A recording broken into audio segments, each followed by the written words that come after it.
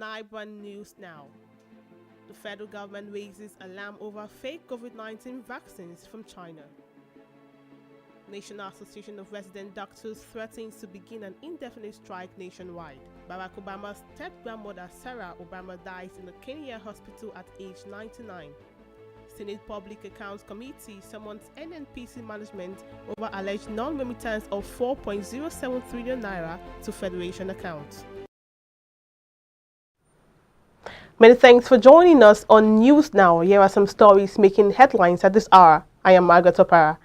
As more Nigerians advocate for political and economic restructuring, a legal practitioner, Ayo Ademiluyi, has also lent his voice to the agitation for a better Nigeria. Ademiluyi, while speaking on iBrand Breakfast Show earlier today, however, called for social and economic restructuring. From the major trends from the agitations for restructuring, I think there are two major trends that one can distill. There are those who agitate for restructuring on the basis of the fact that, of course, if you look at it, there was no democratic discussion as to how this country, this Nigeria, was founded. Of course, we all know the background of 1914, the British colonialists trying to find the administrative convenience.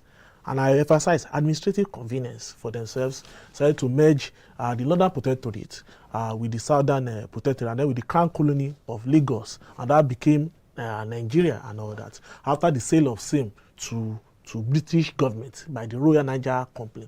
So there are a lot of agitation that, they need to, restructure the body policy in a way that reflects all the interests of the ethnic nationalities that are within Nigeria.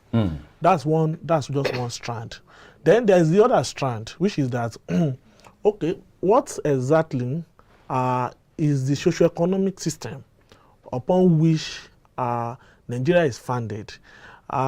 Is it founded to cater for the vast majority of the people within that geographical denomination called Nigeria, or just for the interest of the few? And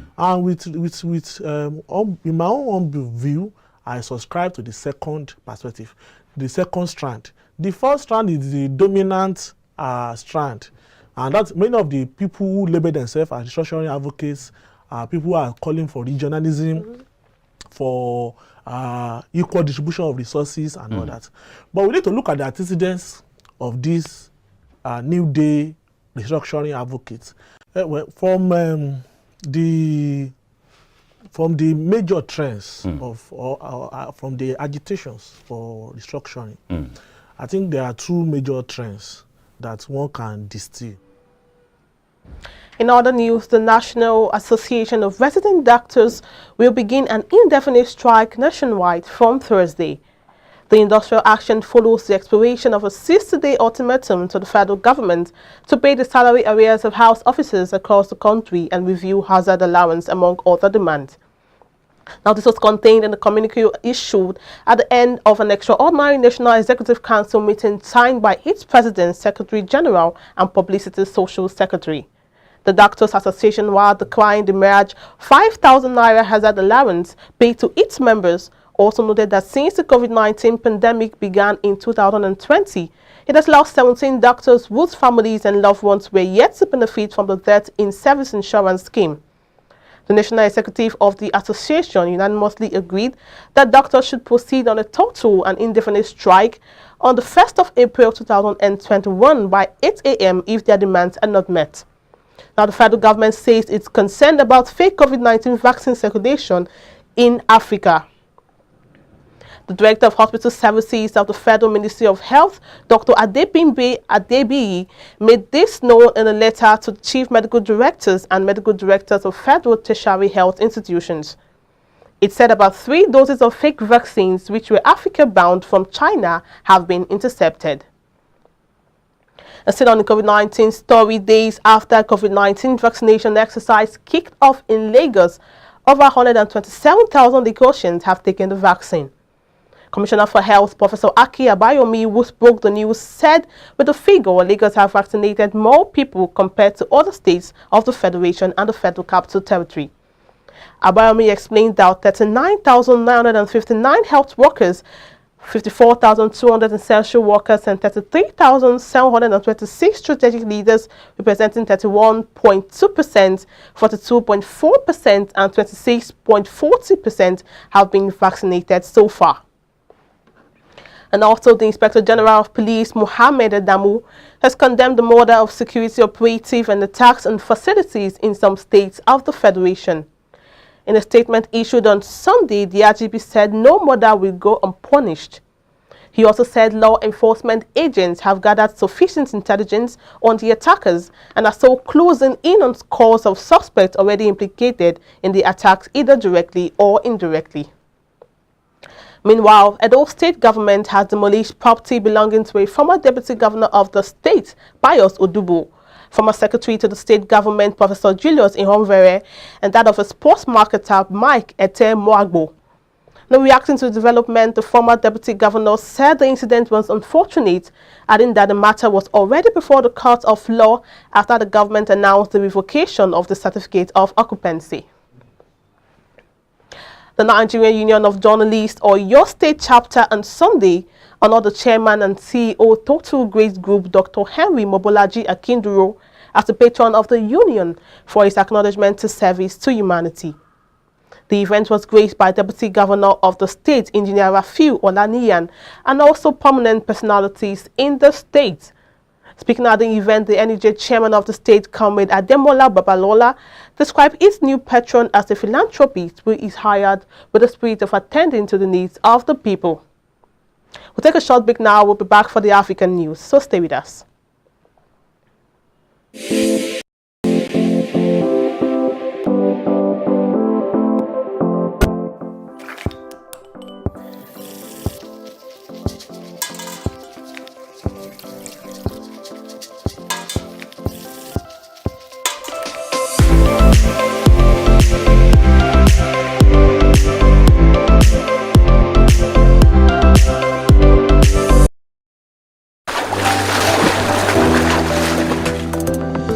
Powerful looks command respect, they say.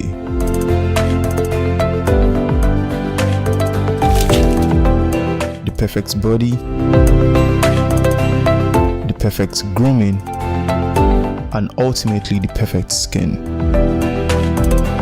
Looks, style, and grooming makes the ultimate man.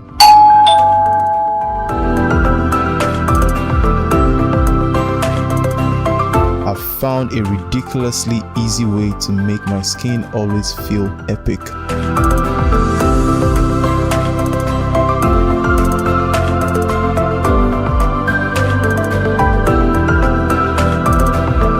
My name is Neo. I found Blemiviv, and now my skin finally makes sense.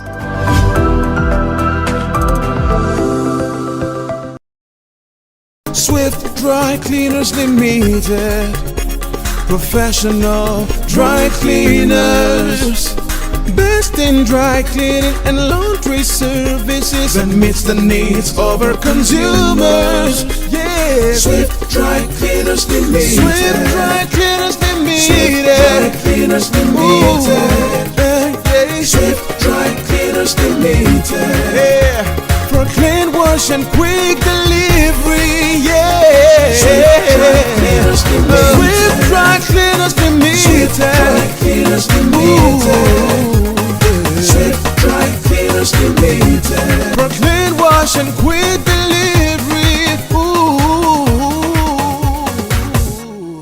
Swift Dry Cleaners. Clean wash. Many thanks for staying with us. Now on the African continent, Barack Obama's step-grandmother, Sarah Obama, has died at a hospital in Kenya at the age of 99. Affectionately called Granny Sarah by the former president, Mrs. Obama defended her grandson during his 2008 presidential campaign, where he was said to be Muslim and not born in the U.S. Her home became a tourist attraction when he was elected as the first black U.S. president. Sarah Obama was the third and youngest wife of Barack Obama's grandfather. She died early on Monday at the hospital in the western town of Kisumu. Now, a family spokesman said Mrs. Obama had been unwell for a week but did not have COVID-19. Still on the Africa story, the Ever Given, a huge container ship that has been stuck across the Suez Canal for almost a week, has reportedly been straightened and released. Video appeared to show the ship floating, but its owner said it has only been turned. The Ever Given had been blocking one of the world's busiest trade routes, the Suez Canal, forcing companies to reroute their ships. An estimated of $9.6 billion of goods is being held up each day at the Suez Canal. Maritime Services Company in Chab earlier said that the vessel had been freed from the shoreline. And the report that the ship had been freed raised hopes that traffic along the canal could resume within hours. And the Suez Canal Authority explained that the container ship course had been corrected by 80%. It also added that efforts to fully refloat it had begun. And now on the foreign scene, Indonesia police found explosive on Monday, March 29th, in a raid in the city of Bekasi, related to Sunday's suicide attack on the cathedral in Sulawesi Island.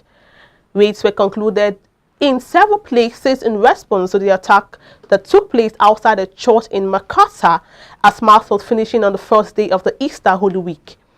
The 2 bombers died on the spot while 19 were wounded.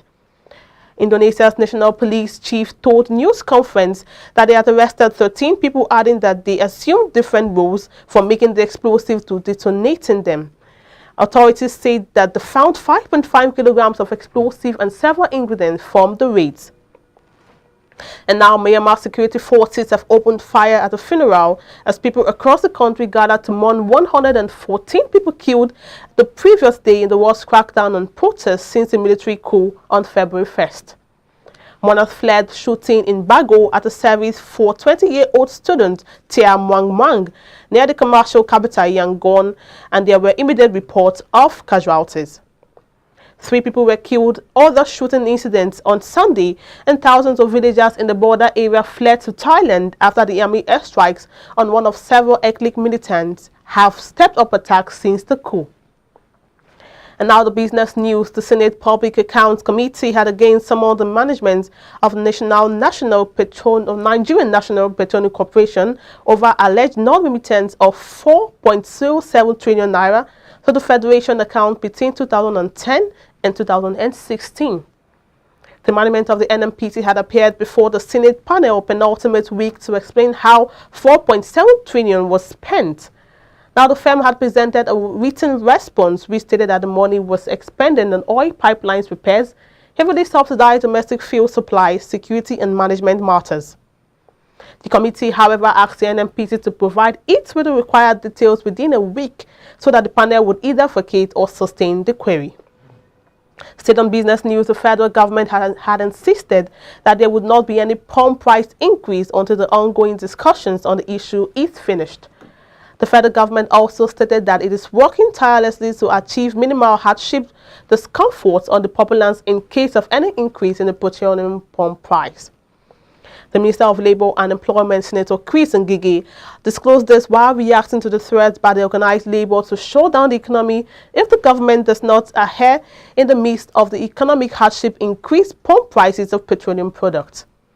The minister said, organized labour have my assurances there will be no petrol pump price increase until we finish our discussions and negotiations, end of quote. Beside the government side, under the Vice President is working tirelessly on the issue, especially how to achieve minimal hardship discomfort on the populace. The Nigerian Export Promotion Council had called on all exporters and small and medium-scale entrepreneurs to take advantage and access the 5 billion Export Development Fund scheme to improve their lot. The Executive Director and Chief Executive Officer Olusegun Awolowo made the call during a sensitization forum on the implementation of Export Development Fund for the South-South region organized by NEPC in Uyo, Akwa Ibom State Capital. Awolowo, who was represented by the South-South Regional Coordinator of NEPC, Mr. Joe Ita, said the fund was part of the efforts made by the federal government to diversify the economy and create a viable non-export economy. And also the Securities and Exchange Commission, SEC, had set 50 million naira as minimum paid-up capital for warehousing and collateral management companies in the country. The threshold was among several rules rolled out by the Commission for the sector. A statement by XEC on Sunday explained that the new rules would ensure that the nation was vibrant commodities trading ecosystem, which would in turn translate into foreign exchange earnings for the country. According to the rule, every warehouse that stores commodities to be traded on a registered exchange shall apply to be registered by the Commission, while the Commission shall maintain a register of all registered warehouses, which shall also be published on its website. And on that note, we wrap up news now. Please log into our website and follow us on all the social media platforms. Subscribe to YouTube channel, like, drop a comment for us on the comment section. My name is Margaret Opara.